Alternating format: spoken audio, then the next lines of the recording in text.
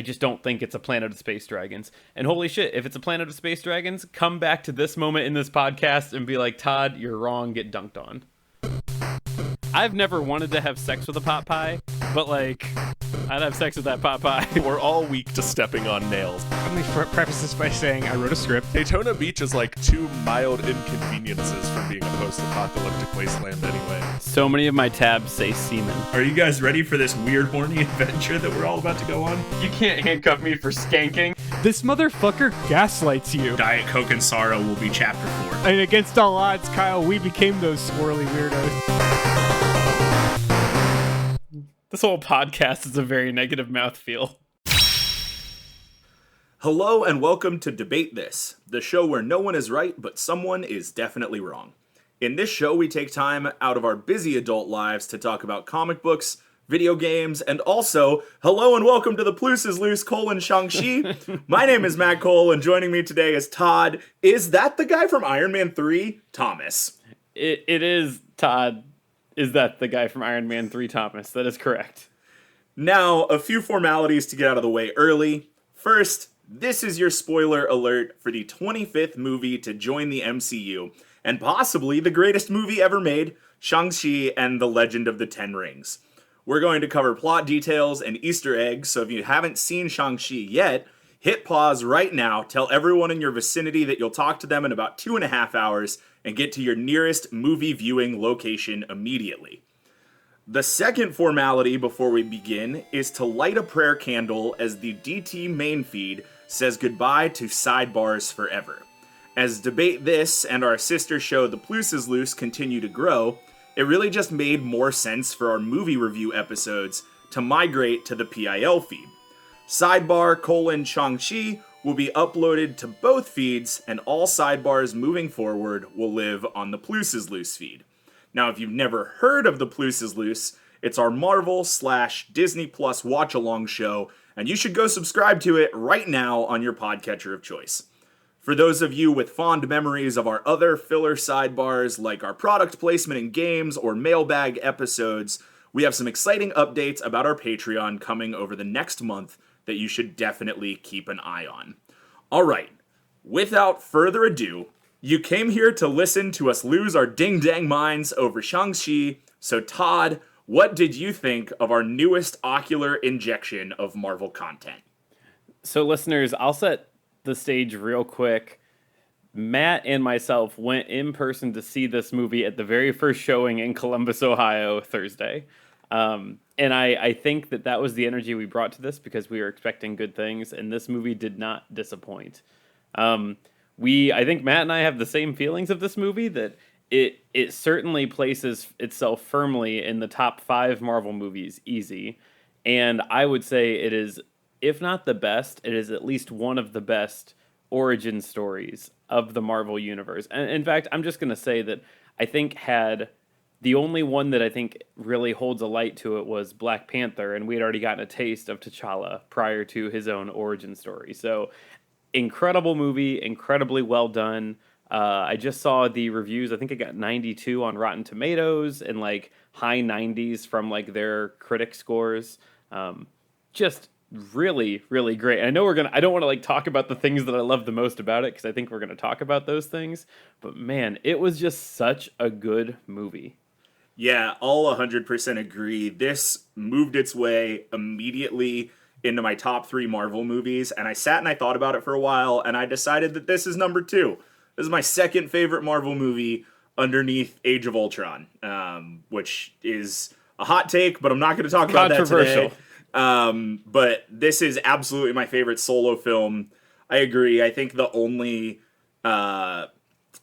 origin films that really hold a candle to this are Black Panther and Iron Man 1. Mm-hmm. I don't think there's really any other, like, Ant-Man is good, Doctor Strange is fine, Captain Marvel is fine, but this, as a solo film, was so incredibly strong. And I feel like a lot of the solo films that we're getting these days still give us somebody else, and, like, still, slide another person in there. And I guess we got Wong and Abomination, but those are not main MCU persons. This was a solo film carried entirely by the characters in this solo film, and it was phenomenal and beautiful, and I don't have enough good things to say about it. I don't know if I just said what I meant. I have too many good things to say about it.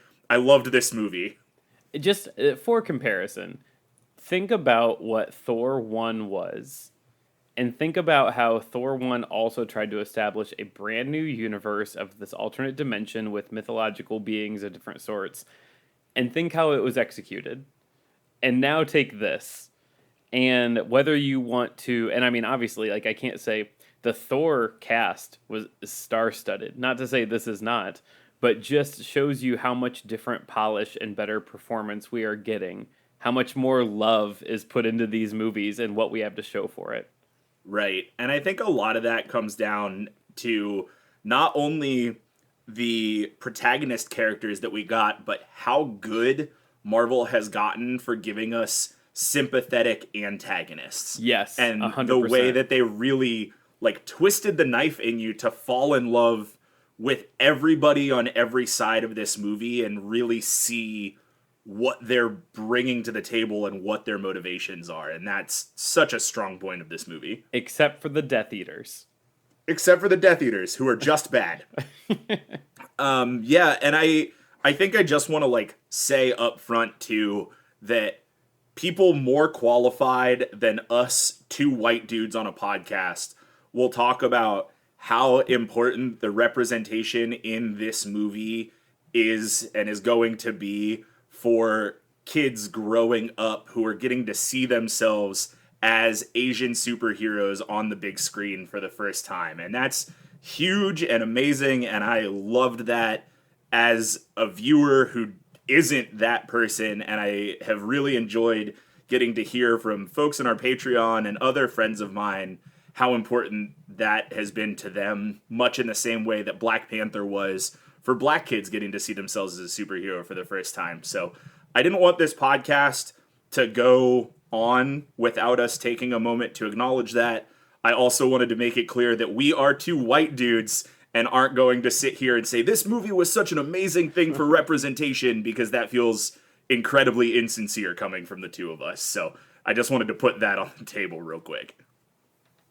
And with that out there, let's go ahead and plow through some plot points of Shang-Chi. So again, last time, spoiler warning, here we go.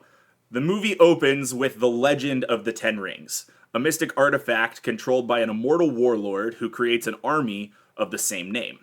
The warrior, who we later find out to be named Zhu Wenwu, conquers the known world and topples governments at will until he is stopped at the gate of Ta Lo, a mystic land guarded by a shifting forest and an absolute badass named Ying Li.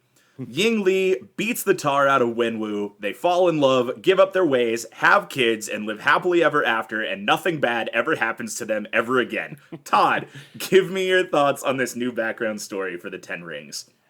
So, when we get to this moment where Wenwu and Ying Li like interact and do their falling in love fight dancing, it was one of those moments where I started to kind of roll my eyes. I was like, well, this seems like a forced love story.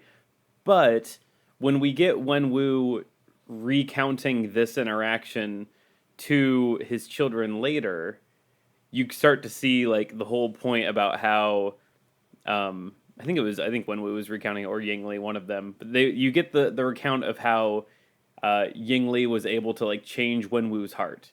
And like you actually then get the story about how Wenwu was ready to give up immortality and dominating the world and doing all these things because he found love. And it goes back to your sympathetic villain story, which I mean we'll probably talk more about.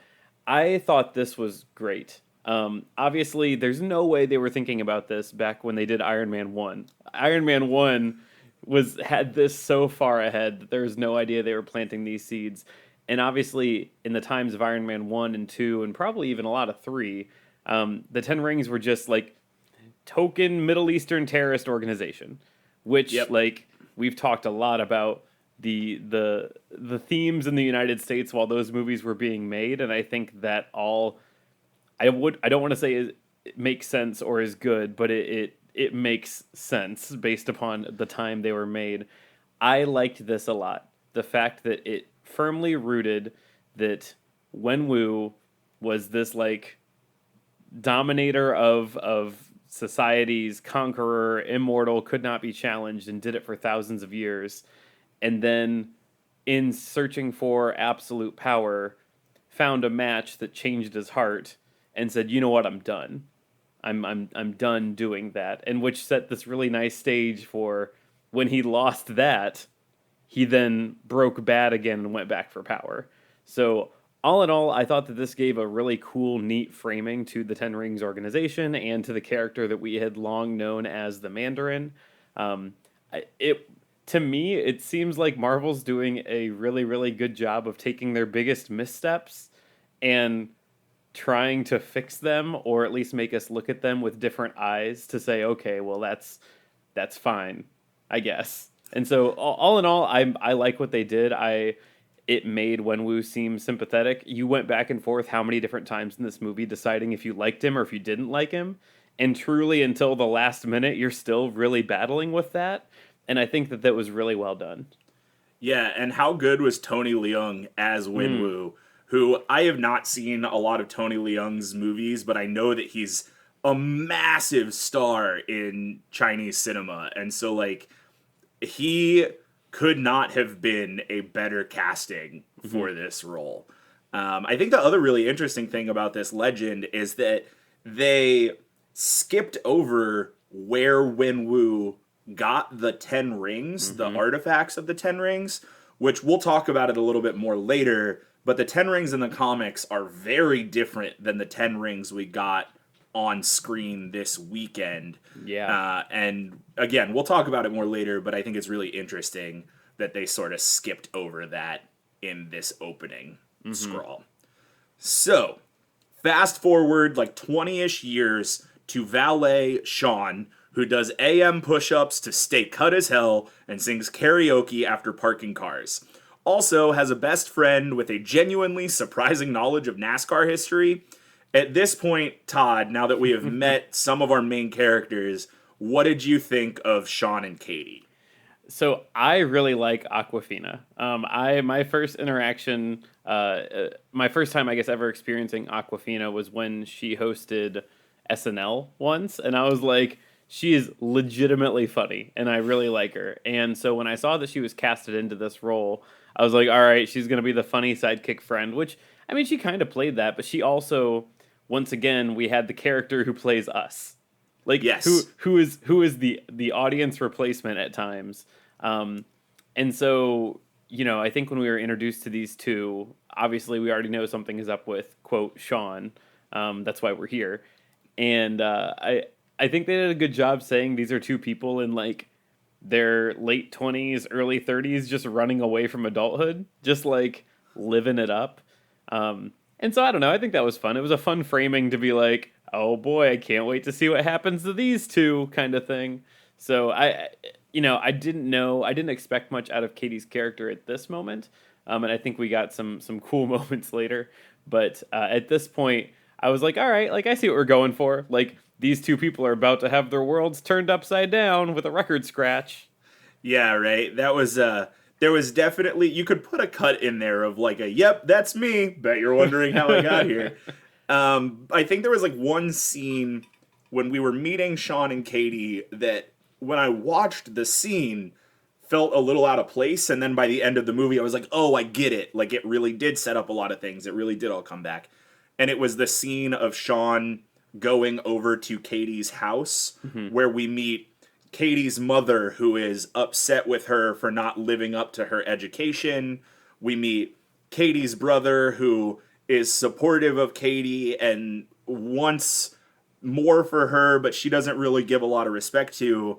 And we meet Katie's grandmother, Waipo, who not only pressures Shang-Chi into marrying Katie, but also gives us this really good moment of saying that letting go is an American idea, and holding on to your dead and honoring your dead is central to Chinese culture. And all of those things really came back and really mirror Shang-Chi's family, and we'll talk about specifically that last one a little bit later on. And it's, so for listeners, Matt and I both went to the same liberal arts college for our undergrad, and so we've both taken classes over society and culture and things like that. And this is, I think, not to say anything specifically of the culture being represented, though there are certainly those themes. I think this was a good commentary on the difference between cultures and generations as they look back on the countries that people have come from and their grandparents have come from and their great grandparents have come from, and then maybe how they change as they go decade by decade, generation by generation. Because there was certainly that, like you said, I didn't really think much about it until you referenced Katie's brother, who also was living much like Katie, but they had very different views on society and what is right or what they want than their parents or grandparents. Yeah, exactly. So, something, they end up fighting assassins on a bus, and that's what I really want to talk about. Right? So, give me your thoughts, Todd, on this bus fight, and honestly, just like the fight choreography in this whole movie. Man, I know there's a ton to say, and I don't want to cheapen it by keeping it short, but did this movie have the best fight choreography we've ever seen? Oh, because I feel like it did, and it was really, really, really good. I couldn't get enough of the fight scenes, and I think that one of my earliest memories of like the Marvel universe and what a good fight scene is would be like the season 1 Daredevil Netflix where they did the continuous shots. There's always like one continuous shot in every season that was this incredible fight scene, and it would always get me super excited. And they gave it to the Punisher in one season, and this had a lot of that energy of like just these clean moments of such good fighting that was just so well done. And that is everything from this like ground level bus scene to the third act epic, that the fights were just so good. Like, I'm excited to go and watch this again and try and pay attention to more of those details. Yeah, I am too. I've only gotten to see this movie once, and I think Todd and I both said before we started recording that we will likely see it again before this episode actually comes out. But I think that more attention and detail was put to the fight choreography, specifically of the character Shang-Chi, more than any character since probably like the Winter Soldier, because the only other fight choreography in the MCU so far that I can think of that really seems to be to the caliber of this movie is some of Bucky as the Winter Soldier's like knife flips, fights with Natasha, fights with Steve that are very clearly like cleanly executed and super methodical. But outside of the MCU world, Maddie and I are like halfway through season 2. Yeah, season 2 of Netflix's Iron Fist, which is really bad. Yeah. It's so bad. And season 2, honestly, the whole show of Iron Fist wants so desperately to be what Shang-Chi is, and it super isn't. And I think a lot of that comes down to the fight choreography and how good, well, okay, it comes down to a lot of things, but the fight choreography doesn't help. And how good the fight choreography in Shang-Chi is versus how bad it is in Iron Fist. Well, and I don't know if this is an Easter egg or just like a fact, but they had the part of the choreographer group or the person from The Matrix was involved in this filming, which is not surprising when you have consumed both of those movies and you compare them. Right. And what I really loved about this movie, like, I've been a fan of martial arts movies forever. I'm not a super fan by any means. I can't tell you a bunch of scenes and a bunch of actors or anything like that, but I grew up on Power Rangers, and I've loved martial arts and fighting movies ever since. And the effort to really show a difference between Wenwu's fighting style and Ying Li's very Tai Chi-based fighting style, and Shang-Chi's modernization of both of those things, just the effort put into diversifying the fighting styles and really like showing that was awesome. Also, this bus fight gave us Razor Fist for the first time. Real canon comic book character Razor Fist who has knives for hands. That was pretty wild. And again, like, just one more showing of Marvel taking a ridiculous piece of source material and making it work, and all of us in the end saying, all right, Yeah, Like, sure. give me that. They're really giving us like a paste pot Pete, you know, like you gave us a comical knife hand guy, and it just worked, and no one really asked questions about it. Right. And I think that if you look at the source material of Shang-Chi, it needed so desperately, especially the early stuff. The more modern Shang-Chi stuff, the books that are running now, not so much, but the stuff from the 70s desperately needed to be updated. I mean, Oh they've yeah. already retconned a lot of those books. We've alluded to it in the past. A lot of these characters that we see in this movie are based, I would put in quotes and say very loosely, on Marvel characters that are harsh stereotypes and really ugly naming conventions and things that desperately needed an update. And so it's really good to see Marvel Studios doing this in a way that I think shows the connection to the source material as much as it needs to, but doesn't try to even honor or remember those super racist things that were in Marvel books in the 70s. Oh, you mean that we're not ever actually going to see a Fing Fang Foom? Is that what you're saying, Matt? Or a Fu Manchu, because both of those are terrible and awful and bad. Yep. All right, so after some plot, Sean, who we learn is actually named Shang-Chi, which, like, what a great scene of Katie being like, you changed your name? You changed your name from Shang to Sean? Yeah. What are you, loser? Like, come on. Anyway, they fly to Macau, China to find his sister, Zhu Jialing. This scene was talked about a lot after we got some trailers, with many believing this fighting tournament would be central to the plot of the movie. So, what were your thoughts both before you saw the movie and after? Also, we have to talk about the multitude of Easter eggs in this scene, including maybe an extremis soldier, the flag of Madripoor, and MFing Wong fighting GD Abomination. I was firmly in the camp that I thought we were getting a Mortal Kombat style tournament movie. Super thought we were getting that. The earliest plot leaks where people were making speculation were basically saying that, like, we're gonna get all of the greatest, fighters. We're gonna see X-Men in there. We're gonna see all this stuff in there. And I was like, all right, yeah, sure. Because some of the early leaks too were saying, early speculation, I would say now that we know differently, we're saying that this is going to be set during the snap, which I firmly believed as well. Like, it is during the snap, people are vying for power because there's a vacuum. Cool, makes sense. We didn't get any of that. And obviously I think that would be very, very cool, but we still got some neat fighting tournament stuff. I thought that the two fights that we did see were great for different reasons. I think that they pushed the plot along.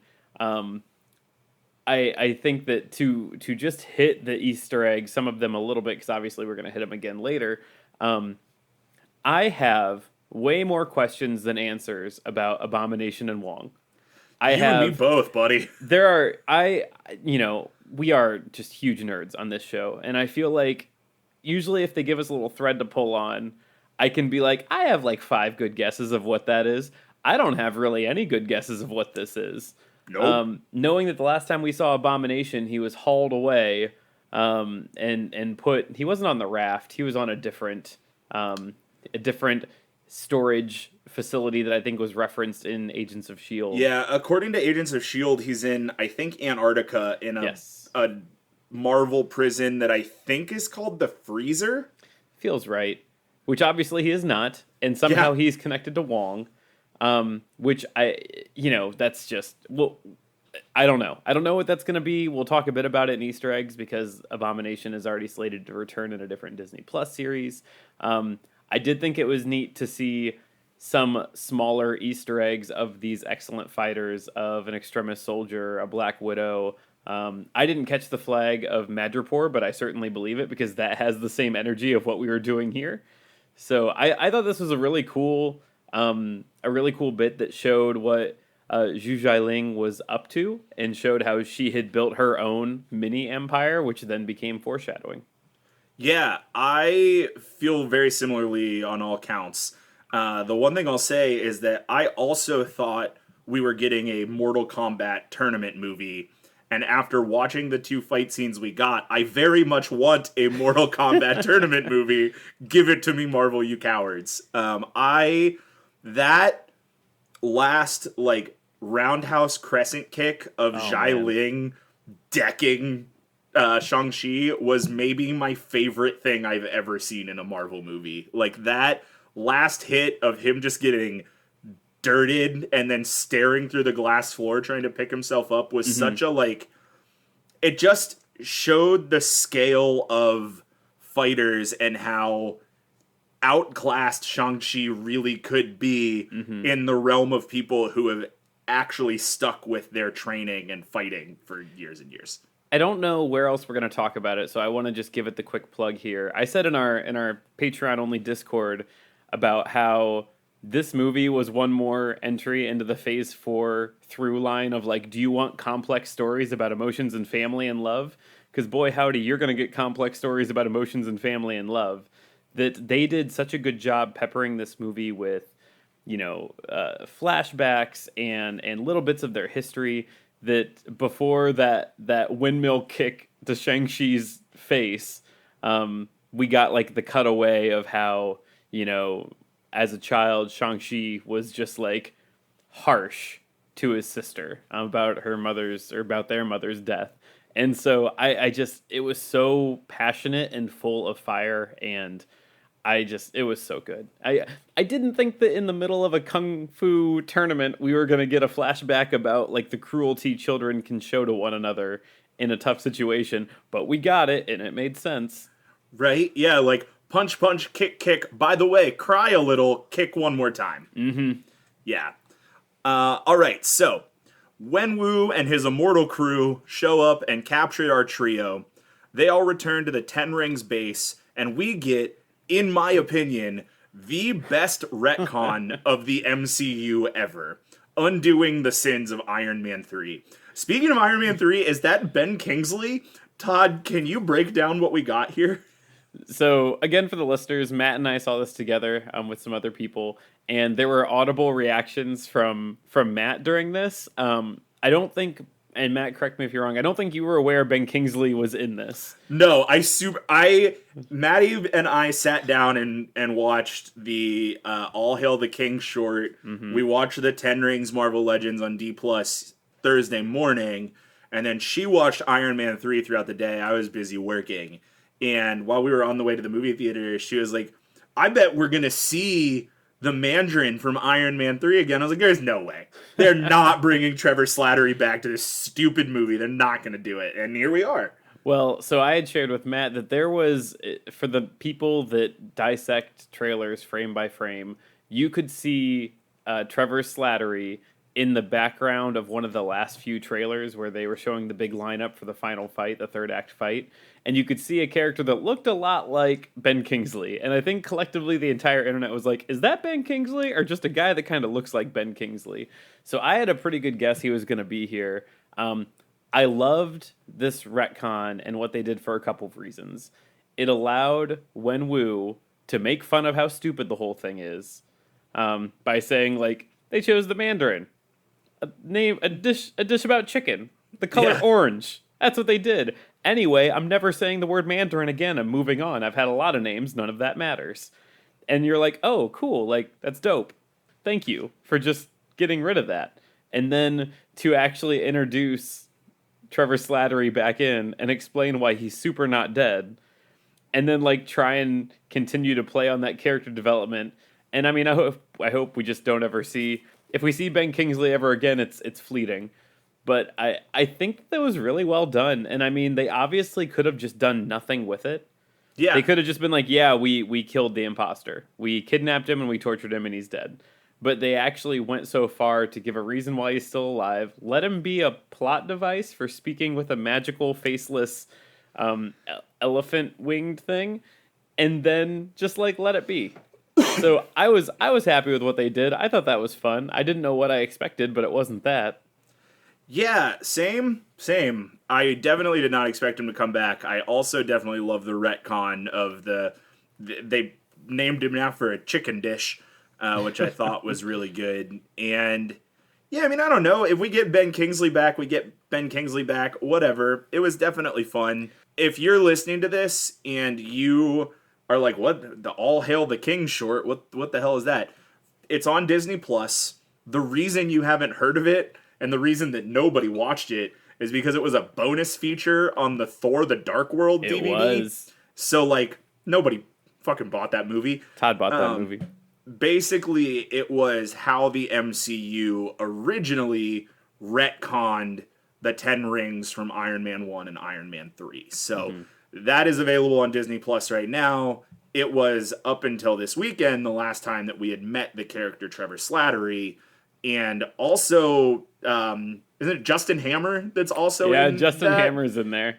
Yeah, so definitely worth the watch. It's on D Plus right now. I think the thing that I was going to add as well is I think this is one more nail in the coffin of Marvel trying to say the Ten Rings and like the token shadowy Middle Eastern terrorist group that falls into a number of problematic racial tropes is not necessary. We do not need that. It is bad. And so it was one more time for them to say like, LOL at this group picking the name the Mandarin. Isn't that really stupid? It's stupid when people do stupid shit. Anyway, I'm done. Like, I think it was just one more time to be like, that does not matter. We are not carrying that forward. We can do better. Exactly. So moving on a little bit, we also learn that Wenwu is hearing the voice of his dead love, asking him to free her from a gated prison in Ta Lo. We'll get back to that in a couple of minutes. So my new favorite plushie, Morris, who is actually, and I'm going to butcher this pronunciation, I'm sorry, Dijiang, I think it's Dijiang, leads our fearsome foursome out of the compound and to the gates of Ta Lo, where we meet Aunt Yingnan and Master Guangbo. We, the viewer, are gifted with a third act exposition dump and what I fully believe to be the most beautiful locale in the MCU. Todd, give me your thoughts on Ta Lo, the story we were told about defending our realm, and the crazy types of magic we saw here. It was beautiful. And this is kind of what I said earlier, that we have had an hour of Ta Lo, maybe. And I thought it was more thoroughly fleshed out and explained than most of Asgard was in the first two movies. I think that it was really, really well done. They explained it was like a pocket dimension where magic exists and there are magical creatures and there is a special energy that they have harnessed and the magic of dragon keeps them powerful to defend from this really terrible, nightmarish hellscape behind a big gate. Like, they gave us everything. And it was great. And I loved it. And I thought that the fun car chase in Razor Fist's SUV that was all, like, doped out with Razor Fist insignia on it, I thought that was also very fun. Yeah, Todd, have you done much research about Ta Lo in the comics? I've not. Okay, so I have done a little bit, and not as much as I will in the next couple of weeks, but what I learned is that Ta Lo barely exists in the comics. It's only gotten a couple of references. It actually debuted in a Thor comic, and it's a heaven's realm where a race of basically godlike beings live, and Ta Lo in the comics is accessed through each of the four great gates in China. So it's a little bit different, but this Ta Lo that we got in Shang-Chi, again, I'm balls deep in season 2 of Iron Fist right now, but sounded a lot like Kunlun, but is not Kunlun, which, like, thank God it's not Kunlun, because I've watched 2 seasons of Iron Fist and still don't totally understand what Kunlun is. And I think it's really interesting and another great example of the MCU pulling threads from the comics and weaving their own new continuity here in Earth 1999-99 without saying, like, this is where Shang-Chi is from in the comics and we've got to do it the exact same way. And I just really love it when the MCU pulls things in that barely have a base in the comics, you know?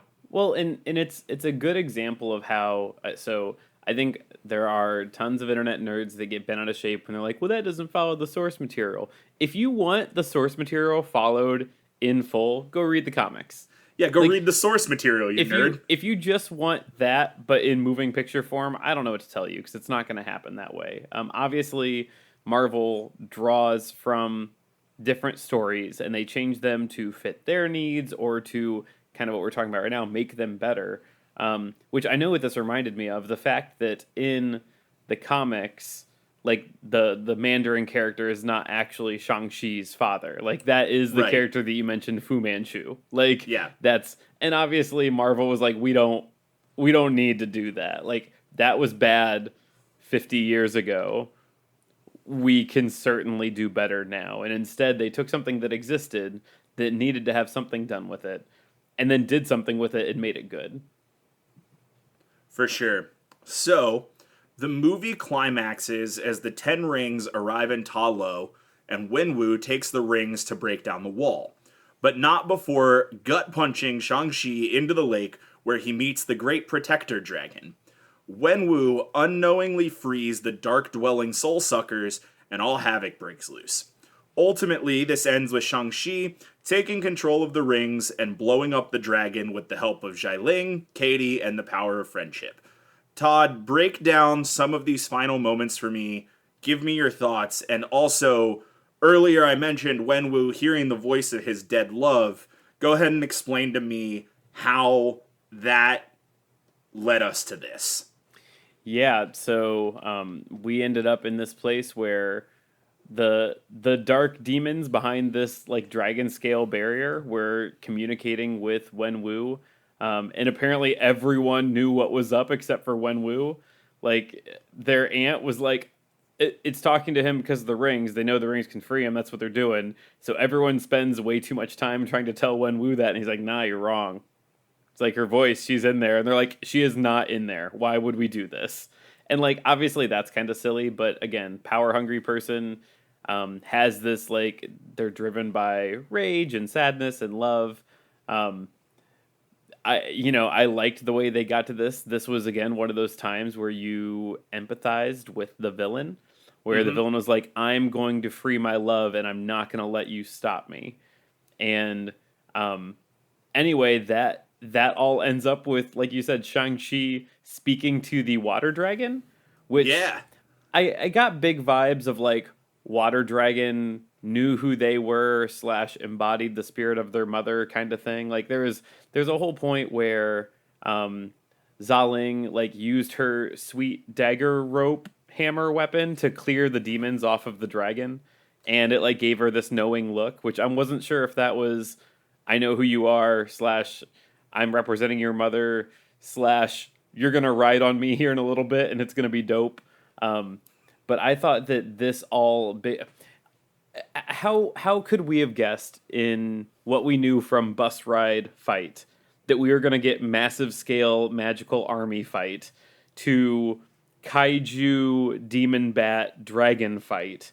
I wouldn't have guessed we were gonna get there, and I was pumped to see it all happen. It was just so well done. And not to like talk about all the coolest moments here, but as Shang-Chi gets the rings because his father kind of like sacrifices them himself to give them to Shang-Chi. Shang-Chi gets to do all this dope flying around magic, and it's so well done. Yeah, and there were a lot of really important pieces that kind of happened quickly throughout all of this. One thing we got in the exposition dump in Ta Lo is that the people of Ta Lo exist in their realm to protect our realm from the soul suckers, dark. I think they call them dark dwellers, or the dwellers of the dark, but the things behind the dragon gate. And as we get into this point, and we'll talk about predictions later, but as we get into this point in the MCU where we know the multiverse is coming, we know things from the dark dimension are coming, yada yada yada, it's really interesting, I think, to see these people who are protecting our realm unbeknownst to the people of our realm. Also, is Ta Lo one of the 9 realms that Thor talks about? Who knows? Someone will have to answer that question for us later. The other interesting thing that happens in all of this, we had talked a lot amongst ourselves in our Discord, probably on the podcast at some point, about who is Death Dealer going to be? Death Dealer is going to be somebody. It's going to be Shang-Chi's mother. It's going to be Shang-Chi's other Nope. sister. No, Death Dealer is a red shirt, and Death Dealer fucking dies, and that's Yeah. all that matters about Death Dealer. Right on. So after this big battle and a funeral for those we lost, we find Shang-Chi and Katie back in San Francisco before enter Wong and some tasty post-credit goodness. Todd, what do you think that this beacon in the 10 rings means for the MCU going forward? I have another question after this, and remember, I also ask you for long-form predictions at the end of the episode. So, compartmentalize your thoughts. Yeah, I'll keep this one brief because I know we'll always wrap this up with what are like pie in the sky, like 12 steps ahead. I would say the most simplest takes from this question right ahead is there is an extra worldly being, like an I don't want to say interdimensional, but like a being from somewhere in the galaxy solar system that is aware that the 10 rings have shifted to someone else because they've been in the same person's control for thousands of years. And so I think that is the one easy call. What that is, who that is, I am going to hold on to all that speculation for the end because I can't get there yet.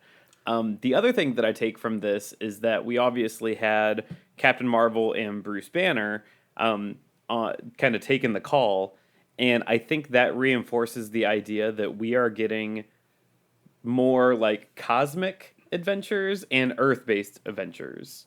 I think I combined the word adventures and Avengers, but I think those still make sense. That answer stands.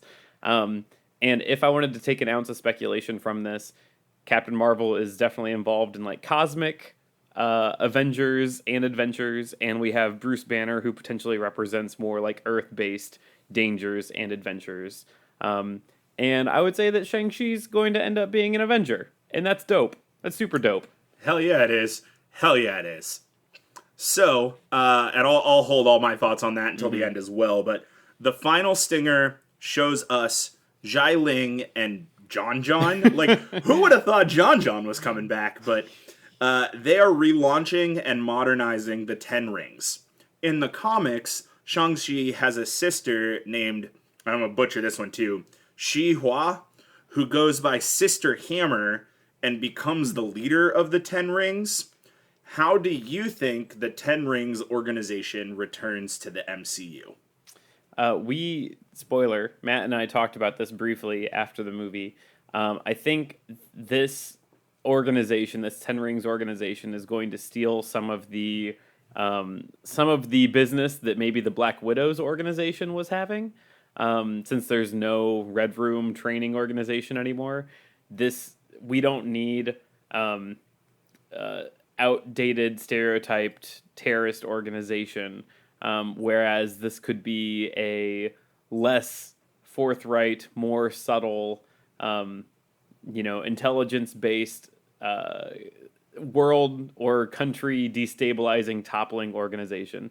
I'm left thinking about how in the source material, the White Wolf is T'Challa's stepbrother, half-brother, I can't remember, who runs this like global operation, and I get some of that energy here.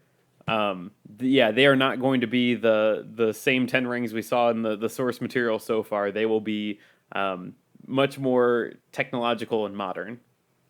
And I do think we get them back. I don't know how we don't get them back. And maybe if we get a trilogy of Shang-Chi that in the third one he has to go toe-to-toe with his sister who has made or done something to be extra bad.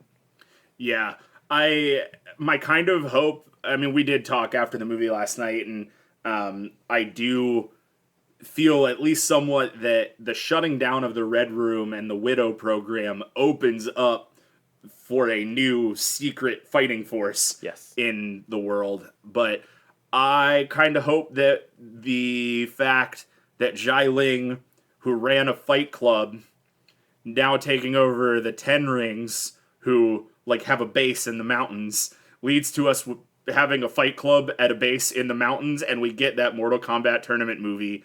One more time, Marvel, give it to me, you cowards. All right, with all of that said, we've got some Easter eggs to go through, and we'll wrap up with our predictions, but we are going to do that right after we do this. All right, we are back. It's time to go through some Easter eggs.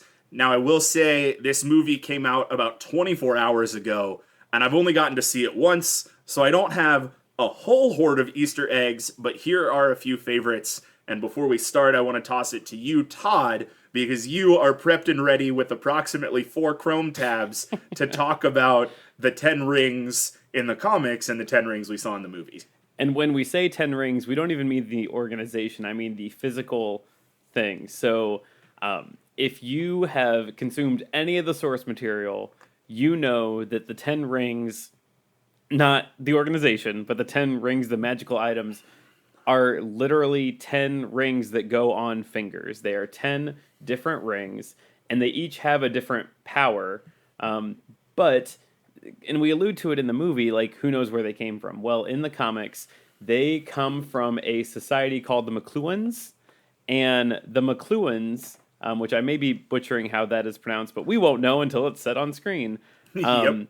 The McLuhans are a race of space dragons. Yeah, so it is a race of space dragons, and anyway, the 10 rings end up being these like devices that each one of them has a spirit of an ancient warrior locked into them, and so as everything is prone to do, it crashes onto Earth, this spaceship, and that is when the comic book Mandarin finds them and is warned not to take them, and then he takes them anyway.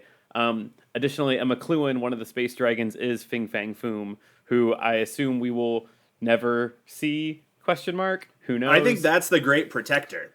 That's my... I think think that that's we where will they took never that and see did that? Fin Fang Foom. We got the Great Protector. Shut up, you have a dragon, says Kevin Feige. Yeah, if we ever get space dragons, then I mean we're not too far off of like a planet symbiote evil Clintar space dragon, so who knows. Anyway, just real quick, so in the comics, I think they changed these for a number of reasons. One, wow, that is convoluted to drop. Two, they have to leave something for more origin down the line. But three, we literally just got through a 10-year span of people collecting gems for a glove. And I think that if we then got a guy wearing 10 rings on his fingers that all have these different powers imbued into them, I think that was too much. It was too much, too similar. And so what we end up getting are rings with eternal power, and we don't know what all they do, but they are very powerful, obviously. But the source material, the 10 different rings, are the Remaker, the Ring of Influence, the Ring... Well, and there's subtext to all these, but I won't explain it unless we have to. The Ring of Spin, in that slows down time around the user. Whatever. The Spectral Ring, which can make air move faster, appear ghostly, whatever.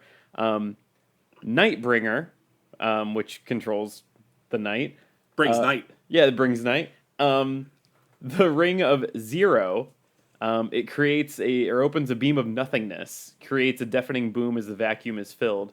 The Liar's Ring, a ring of lightning, just a ring of lightning.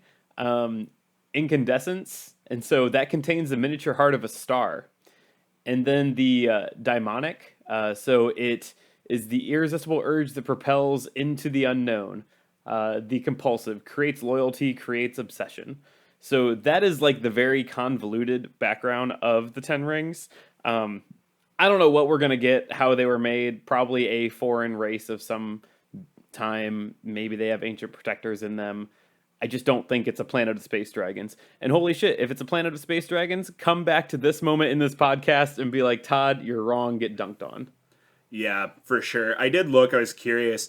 The first appearance of the, what are called in the Marvel Wiki, the Mandarin's rings, as opposed to the 10 rings, the organization, was in Tales of Suspense number 50 in 1964. Wow. So they've been around for a minute. They also just reek of 1960s Silver Age comic bullshit. So I think those are going to get heavily updated, and, they super deserve it. So, other Easter eggs coming at you hot and fast. Starting off, Shang-Chi has a poster of 2004 cult classic Kung Fu Hustle in his bedroom. Kung Fu Hustle is one of my favorite movies, and thus this Easter egg is important. We see an advertisement for a post-blip support group as Shang-Chi is headed to Katie's house.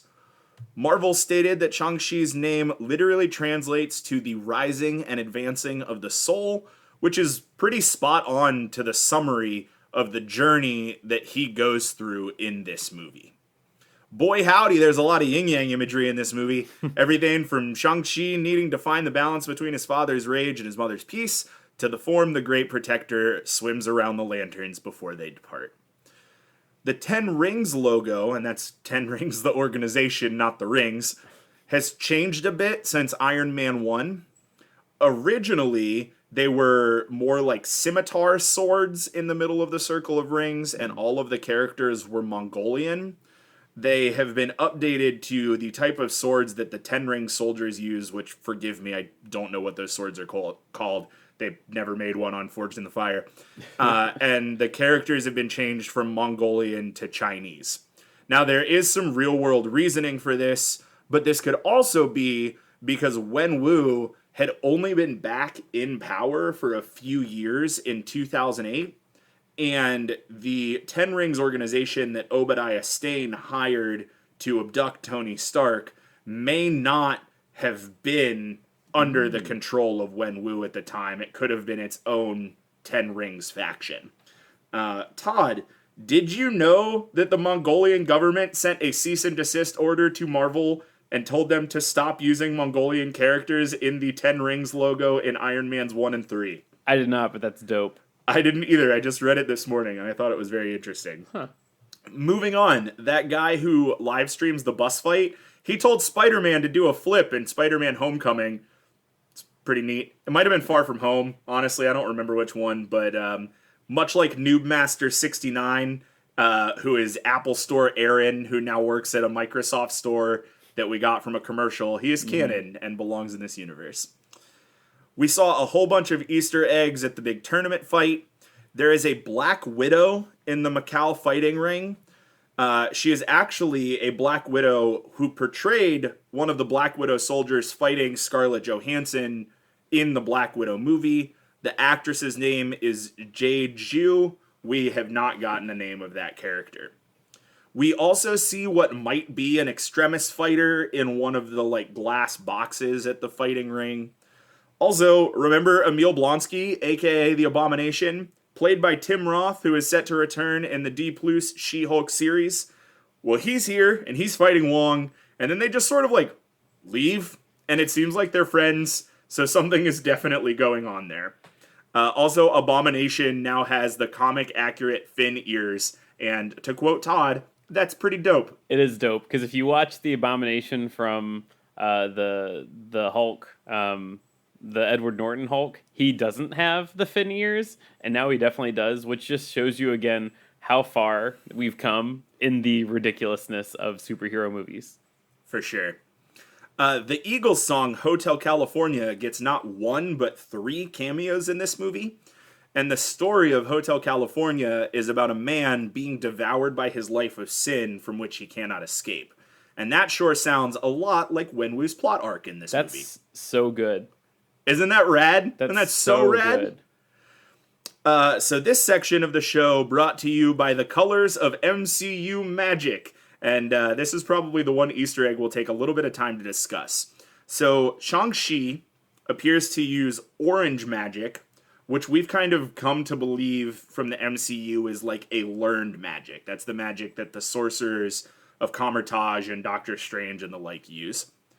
The Soul Eater seems to emanate purple energy, and that's the same magic that Agatha Harkness uses in WandaVision, which a lot of people are saying is dark dimension magic.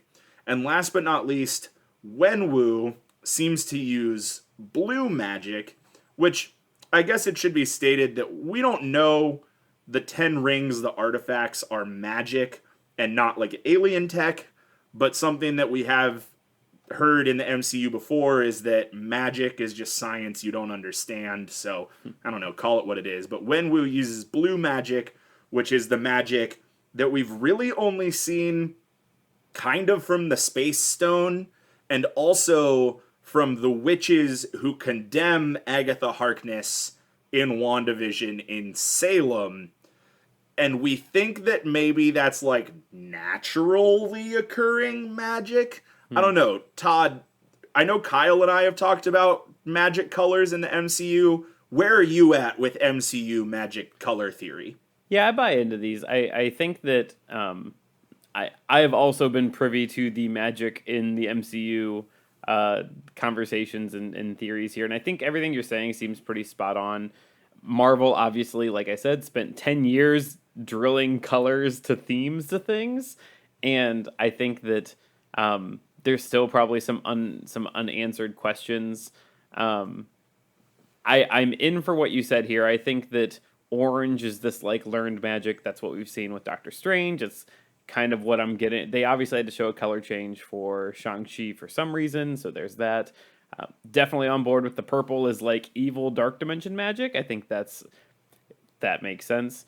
I also question why when we had the purple power, the blue power, which, you know, who knows? It's definitely different. He didn't have. I'm in to believe that Shang-Chi had orange magic because Shang-Chi was using magic of, like, his mother's people, whereas when Wu was not, he was using just magic based off of the item itself. So I don't have any, like, good concrete theories here, but I definitely say there's going to be that reoccurring theme of colors. There's no way Marvel has gotten this far, shown us this many different colors of magic. Phase 4 is highly magical, as we've seen. Yeah. And so I'm guessing somewhere they've got a document that says rules of color magic, and they're making everything fall under a specific one. Yeah, we got that really awesome scene of like Shang-Chi with his 5 rings pulling against Wenwu with his 5 rings. And in that moment, I was like, well, blue and orange are complementary colors, and maybe they just picked them because they look really good opposite each other. But I do really feel like we are due for some exposition dump about the colors of magic and what they mean. Because there's also like green time magic that we've seen Loki throw around a little bit. I don't know. Colors matter. A last few Easter eggs before we do some predictions here. Shang-Chi's dragon scale armor that his mother left him in Ta Lo is a really awesome MCU modernization of his current comic book costume. And last but not least, we get a post-movie stinger with Shang-Chi and Katie being summoned by Wong to chat with a non-smart hulked Bruce Banner, who has what appears to be his snap arm in a sling. And Captain Marvel was also there. Both are communicating through the like holo conferencing technology we've seen in half a dozen or other movies. They say the rings sent out some sort of beacon and call and seems to be something. They also note that the rings aren't vibranium and aren't Chitauri tech. Chitauri is the like faceless grunt army that Thanos controlled, who attacked in the Battle of New York. So basically what they're saying, they also said that they're way older than the 1,000 years that Wenwu had them. Mm-hmm. So what we did here was take one of the smartest people in the MCU in Bruce Banner, one of the most educated in the mystic arts people in Wong, and one of the most well-traveled intergalactic characters in Captain Marvel, put them in the same room, and they all said, we don't know what that is. Mm-hmm. So I think there are more answers about the 10 rings coming, but no one that we have met has those answers yet. And with all of that being said, it's time to crank through some predictions. So before we sign off, we've covered a few predictions earlier, but do you, Todd Thomas, have any remaining long calls for how this movie ties into the greater MCU? I have some long calls for how this movie ties into the greater MCU. Great. Would you like to share them? Yeah, I'm really into kind of what I said, where we're getting cosmic heroes and Earth-based heroes. That's been something that was rumored for a while. I think that's what we're getting. I did not foresee Mark Ruffalo playing a, like, I'm gonna kind of put a team together role, and I'm into it. I like the thought that, like, obviously, Mark Ruffalo and Chris Hemsworth are not going to do this forever. They are, they are really the only ones, and kind of Jeremy Renner, depending on what he does after the Hawkeye series. They're going to kill him. They're going to kill him in the Hawkeye series. I swear to God, we're not getting more Jeremy Renner. So I think that we might end up getting Mark Ruffalo being the person that's trying to help assemble this next team, because we are coming off the dust of Endgame, and who knows what the actual Avengers team looks like. We also don't know how near after Endgame this happened. We just know Endgame has happened. And so I like to think the Hulk / Mark Ruffalo is trying to put together the Earth-based team, of which Shang-Chi will be part of. I am super into that. Give me it. And that's also what I like about the thought that the 10 rings aren't these, like, reality-breaking things. They're just really, really powerful things. So I like that call. That's what I'm going with. I'm also going to stick with Captain Marvel is doing cosmic stuff. She's going to keep doing cosmic stuff. We really don't know what the storyline for the Marvels is, other than it's going to involve Monica Rambeau and Kamala Khan. And so, personally, I like to think that whatever emergency she ran off to is attached to that, but that might just be too on the nose. But I hope that she is in charge of trying to recruit the extra, like, outside, the intergalactic team. I like that. And then Wong is playing, like, headquarters, which is kind of fun. I don't know. The last stupid call is, like, obviously the question is, what is it signaling? Who is it signaling? Man, Galactus is our new Mephisto. I'm just going to go ahead and say it. I don't know if that's who it's signaling. I also don't know if Galactus is technically a celestial. It's calling to some old ancient danger. There's an alien race. There's a planet of space dragons. I don't know, man. Like, it's whatever it's calling out to, I assume, is the origin of the rings. And I'm sure that Marvel has a primary, a secondary, and a tertiary plan for that. And I'm guessing that is going to just go on for a while, and it's probably going to lead to some greater overarching thing. Maybe Shang-Chi 2 or 3 becomes our Captain America Civil War that sets up, like, the next big Avengers thing. Who knows? It's calling to something. The most obvious answer I can come to is something like Galactus or a planet of space dragons. Or whatever the version of the Eternals movie it's going to take place here. There were other planets that had their own version of the Eternals, and so maybe they are part of it. That's how we got the Kree and the Skrull, I think. So, man, who knows? It's going to be something big, and my Hail Mary's Galactus, whatever. Yeah, I vibe with a lot of those ideas. Good Lord, I hope we get a trilogy of Shang-Chi movies. Yes. I want that so desperately. In honor of this being the last sidebar that we are putting on Debate This, I went back and listened to the first sidebar that we did yesterday, which was kind of weirdly, because we've been doing this podcast for so long and this movie feels so recent, but it was on Infinity War. That was the first sidebar that we did. And when we were talking about predictions for Infinity War, I stuck my flag in the ground and I said, they're not going to kill off Tony Stark. He's going to be the new head of S.H.I.E.L.D. after they kill off Nick Fury. And wow, did I miss the mark? So I do kind of feel like maybe Bruce Banner is Nick Fury's right-hand man, is somehow involved with S.H.I.E.L.D., is kind of rebuilding the Avengers Initiative, and I think that's a really cool idea. Man, I don't know what they're doing with Captain Marvel. I'm really ready for the Marvels movie to come out because I want more of what Captain Marvel is doing right now. Yes. Not what she was doing in 1995. Yeah. I don't need what they did with Black Widow, what they did with Captain Marvel. I get what they did. That's cool context. I would agree. Also with the Marvels, not that we're talking about the Marvels right now, but I want to see the Captain Marvel versus Rogue fight that has to happen, where Rogue siphons some of her power, and that's how she gets her powers. Like, Yeah. I want that, and I think that's where we might get it. So I, agree on all counts that like 10 rings are signaling to somebody, but honestly, I don't think we know who that is. I don't think it's going to be anybody that's already been teased. Like, I don't think it's going to be Kang. I don't really think it's going to be Gore the God Butcher or anything like that. I think it's going to be some new, likely cosmic power that we don't know about yet. And maybe it's Galactus. That'd be great. I am wondering if the rings are giving off a beacon to the Silver Surfer. And that's how we get the Silver Surfer, the Herald of Galactus, to Earth. And maybe that's how we get the Fantastic Four.